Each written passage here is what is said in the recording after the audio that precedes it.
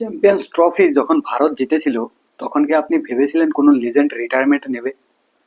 হ্যাঁ, আমরা বহুতে ভেবেছিলাম যে রিটায়ারমেন্ট একজন না একজন হলেও নেবেন। কারণ যে হিসাবে টি-20 ওয়ার্ল্ড কাপের পরে তিনজন লিজেন্ড রিটায়ারমেন্ট নিয়েছিল, এবারও কিন্তু ভেবে বসে রেখেছিলাম যে কে কেউ না কেউ হয়তো রিটায়ারমেন্ট নেবেই নেবে, হয়তো রোহিত শর্মা, নইলে বিরাট কোহলি, নইলে রবীন্দ্র জাদেজা। আর যেরকম ভাবে ফাইনাল ম্যাচে যখন 10 ওভার পুরো করেছিল রবীন্দ্র জাদেজা, যেভাবে বিরাট কোহলি তাকে হাক করেছেন, এটা দেখে কিন্তু সবারই মনে হচ্ছিল যে রিটায়ারমেন্ট নেবে। কিন্তু তখন আমাদের মনোযোগ ছিল কিরকম ভাবে চ্যাম্পিয়ন্স ট্রফি জিতে যায়, এবং আশা করছিলাম পোস্ট ম্যাচ কনফারেন্সে হয়তো কেরো রিটায়ারমেন্টের খবর আসবে। কিন্তু এটা নিয়ে রোহিত শর্মা এখন স্পষ্ট করে দিয়েছে যে ভাই, আমি কোথাও যাচ্ছি না, I am not going anywhere from this format. So just to make sure that no rumours are spread, এরকম বলে দিয়েছেন।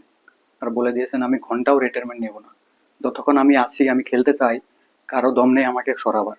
কারণ এখন রোহিত শর্মার কথায় দম রয়েছে, কারণ দুটো আইসিসি ট্রফি তিনি জিতিয়েছেন, এটা বড় কম কথা না। কারণ বিরাট কোহলির অবদানও কিছু কম ছিল না। যেরকম রোহিত শর্মা কাপ্তানিতে জিতেছে, সেরকম বিরাট কোহলিরও কিন্তু তেমন অবদান রয়েছে। কিন্তু রোহিত শর্মা যখন ম্যাচ শেষ হওয়ার পরে বিরাট কোহলি যখন বলে এরা আমাদের রিটায়ারমেন্টের কথা বলছে, তখন কিন্তু তিনি দুটো গালি দিয়ে বলেছে হাম লোগ কাহি নেই যা রে। এরকম যখন বলেছে, শুধু বিরাট বা রোহিত শর্মারই ফ্যান না, এই দুনিয়ায় যত ক্রিকেট ভক্ত আছে সবাই কিন্তু খুশি হয়েছে। কারণ আমরা এই দুজনকে দেখতে চাই খেলতে, কারণ এরা টিম ইন্ডিয়ার দুজন পিলার। আর এরা যেদিন চলে যাবে ক্রিকেটকে ছেড়ে, ক্রিকেটকে বিদায় নিয়ে যেদিন চলে যাবে, হয়তো আমরা সেদিনই বুঝতে পারবো এই দুজনের মর্ম কী ছিল।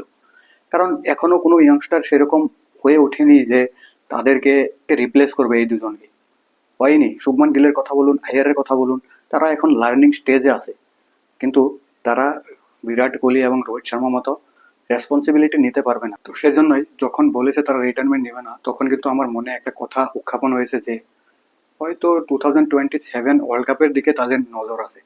কারণ আপনি ভাবুন, যদি একটা ম্যাচ না হারতো অস্ট্রেলিয়ার বিরুদ্ধে 2023-এ, তাহলে কিন্তু আমাদের কাছে 1-1.5 বছরে আমাদের কাছে 3টা আইসিসি ট্রফি হতো। কিন্তু সেটা হয়নি। হয়তো রোহিত শর্মা মনে এটা আছে যে কি জানি 2027-এর ওয়ার্ল্ড কাপও আমি জিতিয়ে দিতে পারি। আর এই প্রশ্নটা যদি করা হয় গৌতম গম্ভীরকে, গৌতম গম্ভীর কিন্তু বারে বারে বলে যে আমি এদের সম্পর্কে বলার কিছু নয়, কারণ এরা ভালো ক্রিকেটার, তারা জানে ক্রিকেটকে কিরকম করে এগিয়ে নিয়ে যেতে পারে। সে কিন্তু ডাইরেক্টলি কোনোদিনও বলেনি যে আমি এদের রিটায়ারমেন্টের উপর আমি কিছু কথা বলবো। তাদের উপরই ছেড়ে দিয়েছেন। আর এখন যখন বিরাট কোহলি রোহিত শর্মার দুটি স্তম্ভ, সেমিফাইনালে man of the match Virat Kohli ছিল, ফাইনালে man of the match Rohit ছিল। তো দুজনেই তো দুজনেই টিম ইন্ডিয়াকে ভরপুর সার্ভিস দিয়ে যাচ্ছে যে আমরা জেতাবো। কি জানি 2027 সালেও তিনি কাপ্তানি করবেন এবং আমাদেরকে আরো একটা আইসিসি ট্রফি উপহার দিয়ে যাবেন। কারণ রোহিত শর্মার কাপ্তানির কিন্তু সবারই ভালো লাগে। আপনি ভাবুন, আইসিসি ট্রফির যত ম্যাচ হয়েছে, 24টা ম্যাচে কিন্তু মাত্র একটা হেরেছে, আর যেটা হেরেছিলাম আমরা সেটা হচ্ছে ফাইনাল।